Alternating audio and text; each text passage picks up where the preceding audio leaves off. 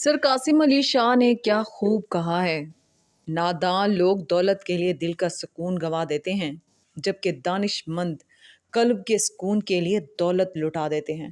آج کی آیت کا ترجمہ شروع کرتے ہیں۔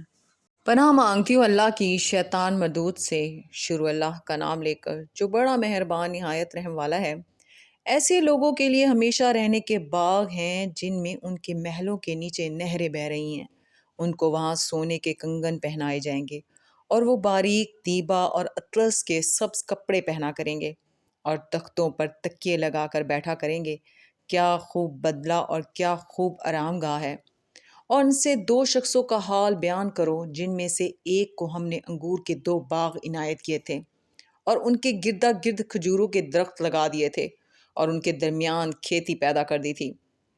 دونوں باغ کثرت سے پھل لاتے اور اس کی پیداوار میں کسی طرح کی کمی نہ ہوتی، اور دونوں میں ہم نے ایک نہر بھی جاری کر رکھی تھی، اور اس طرح اس شخص کو ان کی پیداوار ملتی رہتی تھی۔ تو ایک دن جب کہ وہ اپنے دوست سے باتیں کر رہا تھا، کہنے لگا کہ میں تم سے مال و دولت میں بھی زیادہ ہوں اور جتھے اور جماعت کے لحاظ سے بھی زیادہ عزت والا ہوں، اور ایسی شیخیوں سے اپنے حق میں ظلم کرتا ہوا اپنے باغ میں داخل ہوا۔ کہنے لگا کہ میں نہیں خیال کرتا کہ یہ باغ کبھی تباہ ہو۔ صدق اللہ العظیم۔